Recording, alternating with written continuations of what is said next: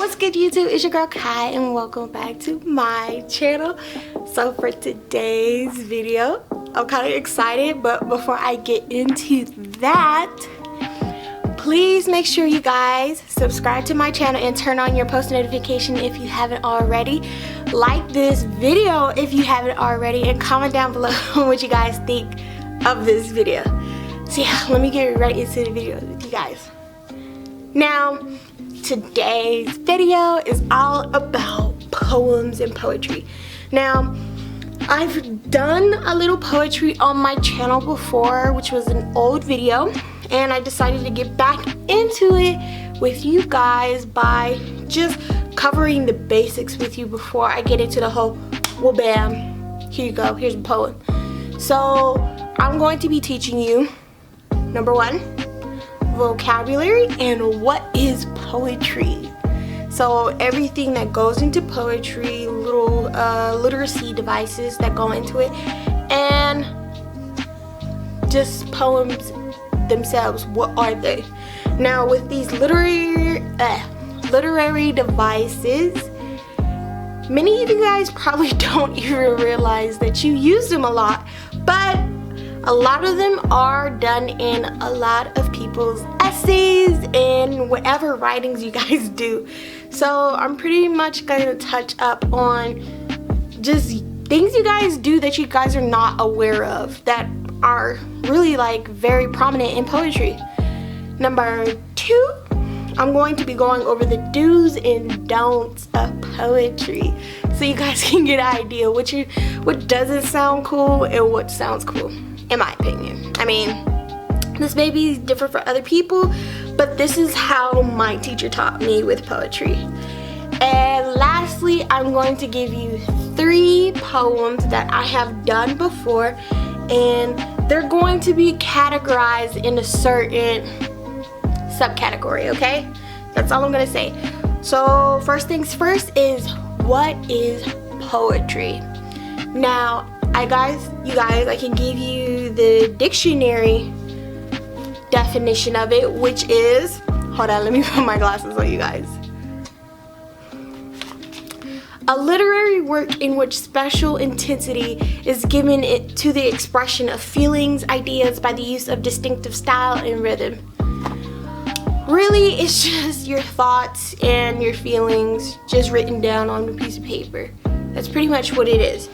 But it kind of has, some of them rhyme a little bit. That's just the thing. It's like a song without music. That's basically what it is. So basically, you're kind of like writing a song without even having any type of beats, instrumentation, or any of that. So that's what poetry is. Now, let me give you guys some literary devices that go into what poetry is. Now, there is alliteration. Now, alliteration is literally when you repeat the word or what the letter is in the word in the beginning of each line. Now, it's like this. Say your first line is, when the snow is cold, winter is upon us. That's literally alliteration. And then there's hyperbole, which is an exaggeration of things. So in a lot of poems and poetry, you're very much exaggerating I forgot what is it called. It's like the senses of, which is touch, taste, smell, hearing, and seeing, right? The 5 senses of human beings or whatever, your 5 senses, you're exaggerating upon that.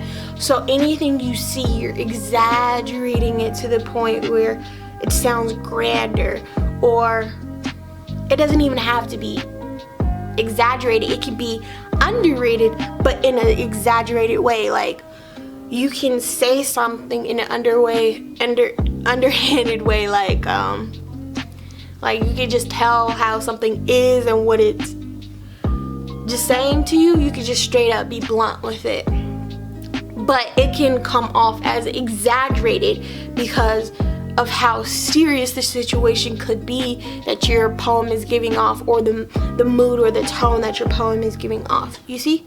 Yeah. Okay. Now the next one is idiom.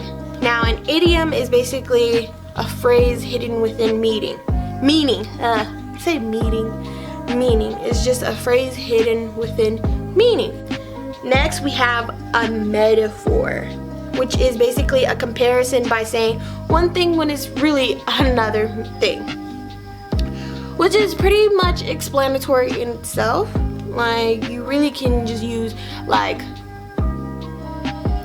what's that one? I'm hungry as a horse metaphor. Then we have repetition, one or two more to phrases that are repeated, so you're just repeating the same word over and over again. It could be very sparse, or it could be like basically sporadic. It can be sporadic throughout your whole poem. It can be in certain areas. It can be close together. It can be right next to each other. It's just repeating the same word, really. And then we have the simile, which is comparison by using the word like or as. So, like a fox, as fast as a cheetah. You're just like that. Like or as. That's all you're using when you use a simile. And then we have a stanza. Now a stanza is basically a paragraph in your poem. And usually they range from 4 to 6 lines. Now usually, I know rarely a lot of people do 5 to 7 lines, consider that as a stanza, but I just go right there, which is 4 to 6 lines. You're done, you're good, you're straight to the point, you got it going.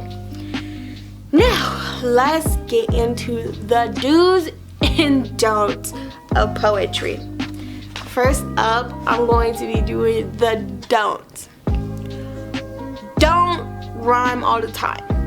Now, I'm not saying this as it is a bad thing, but when you rhyme too much, sometimes you lose the focus of where your poem is going. You lose the message of it. And I'm not saying like after each line. I'm saying when they're right side by side, like a rap. You're making it into a rap instead of a poem at that point. So don't rhyme all the time, because that causes so much confusion, because some people can't follow what you're saying if you rhyme all the time, which goes into my next point, which is being unclear. Now, when you're unclear, no one's going to listen to your poem. No one's going to understand what you're trying to give up, what your message is. So being unclear is basically not a go, no go. Like, if you're saying one thing and you mean the other thing, no one's gonna get that unless you add that literary device that I told you about. Now, that goes into sense. Basically, make sense. Don't rush. Basically, don't rush. Because when you rush, you make everything come clear, messy, and it causes the whole poem to sound and feel as it doesn't make sense. Because if you rush it, then after you finish it, it's not going to make any type of sense to you, like I said. So don't rush. Next point is don't let go your old rhymes. Now, if you wrote like a little rhyme here and there, don't let those go. Save those in your phone. That way, if you have a poem, if you have any type of poem, and you're like, I need something for that, you can always go back to anything you saved and just look at it and see like what goes with your poem. And if it fits, then you can always put that line in that poem. You didn't necessarily just like, basically you're recycling your old rhymes. You're recycling old things that you've written down that you can use for further use. So recycle. recycle your stuff. Don't lose it. Just keep it somewhere safe and hidden to where you guys can come back to it later. So basically, we're gonna go to our do's, which is rhyme a little bit. Have fun with rhyming a little bit. Like I said in the beginning, for the don'ts, don't rhyme all the time, because you're gonna get confused with doing it back to back to back to back to back, back to back to back to back to back to back to back. Don't do that, because you're gonna lose focus of what it is. So you can rhyme a little bit. You can have fun with it. You can have like a whole sentence, add a word at the end that rhymes with the next beginning word or the end word of your line. So rhyme a little bit, have fun with it. Just don't rhyme all the time to where you lose focus of where you're going. Then stay focused. Yes, stay focused. Because when you're focused, you guys, it's going to come out so good. Like if you let so many distractions distract you from what you're trying to do, then it's going to show up in your poem. It's going to show up in how you write it and how it sounds.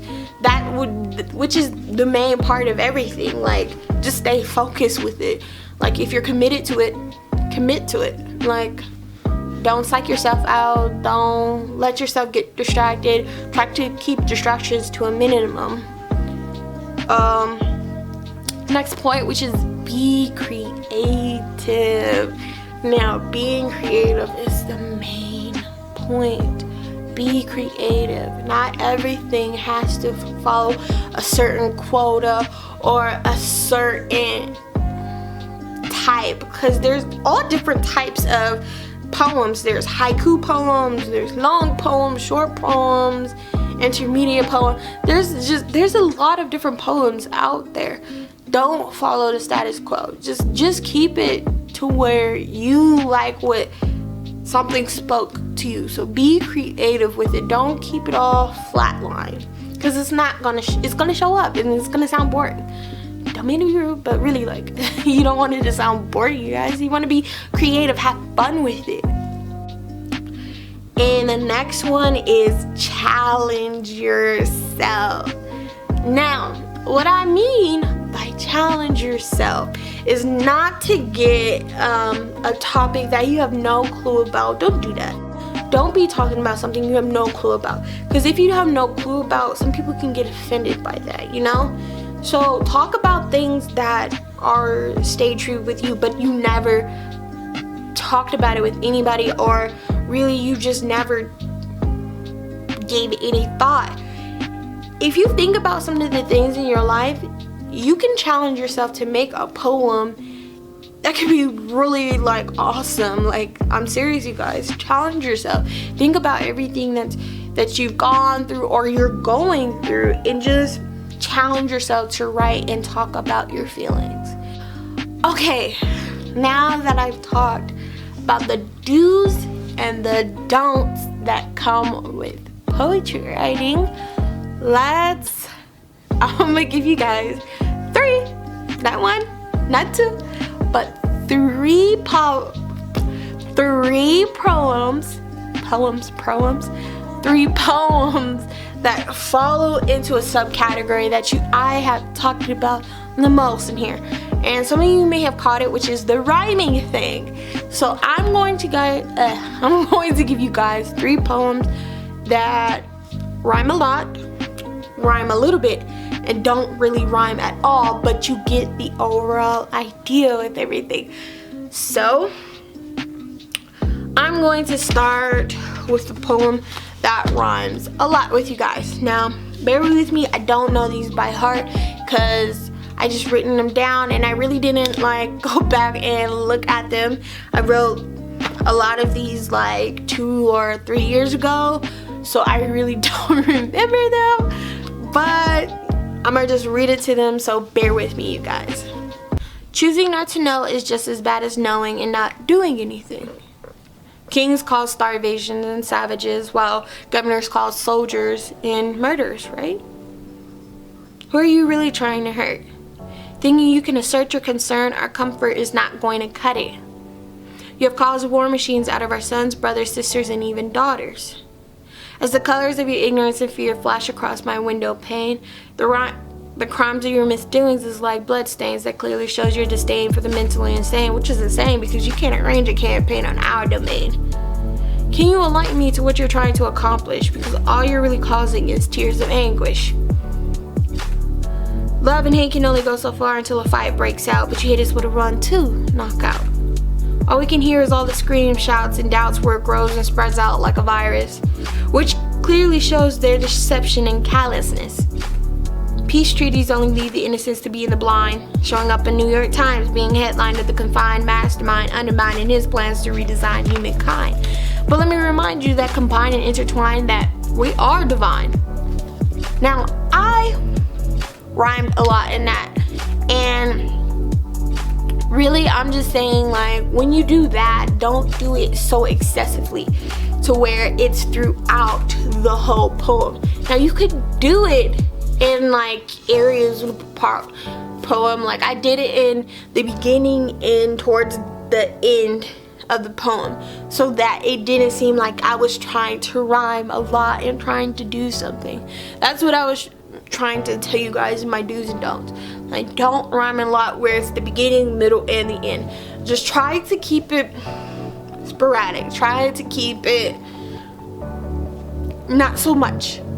Now, as y'all saw, I tried to keep it, when I did it, I was doing it literally like I was listening to some music, and then I was like, headline, confined, mastermind. It was just like rhyming words were just coming out of me. So I just wrote down and put it together. Now, you guys can do that. I'm saying, by all means, I'm not saying you don't have to do that. I'm just saying, be careful when you do it. Make sure it makes sense and that you're staying focused to the topic you're trying to talk about. Now, I'm going to do a little rhyming. I'm gonna give you another poem which shows a little rhyming. So, I'm from a home with one household, never to be answered in the other. The other were miles of one land, reached the sunset, but never reached in my childhood. I'm from a home where whispered secrets of the past should never be brought up, but the heavens should open up, letting rain fall from my eyes to cheeks full of life. I'm from a home where simplicity is elegance, but elegance is never simple. So I'm thankful for what I am given, but never disrespectful to my religion. Religion of my mother and father working dead-end jobs to support their family. A family that never gave thanks to the tears they shed. Never gave thanks for the bruises on their legs. Never gave thanks to the tiredness in my mother's eyes as she picked up the brush to brush my hair. I'm from a home where trouble meets trouble and only gets resolved with more trouble. As the beat of my heart speeds up and as I whisper thank you, the clouds cover up my sky, blocking the sunshine that is bound to tell the tales on who I am. So now I'm going to be doing the poem which has no rhyming at all. Really, it just sounds like a monologue or a story that I've written. The unknown is a silent partner that creeps up in the night. It swallows you until there's nothing left. You would think that one single breath is all it takes to beat the chill that runs down your spine, or the sad feeling you get every day ready to consume you in all of its presence. Its darkness is an entity that is an entirety on its own. Now everyone has a little darkness inside. Some more than others, but it's still a part of them. We continue to evolve through the day. The more prominent it becomes. The more prominent it becomes, the more that we should fear. But yeah, so that is the 3 poems that I have for you guys, so you guys can get an idea of what I am talking about with these do's and don'ts of writing poetry. I hope you guys enjoyed this video. Please give it a thumbs up. Make sure you guys subscribe to my channel and turn on your post notification if you haven't already. Comment down below on what you guys thought of this video, and yeah, my social yeah, that's pretty much how you write a poem. So I hope you guys enjoyed this video. Bye.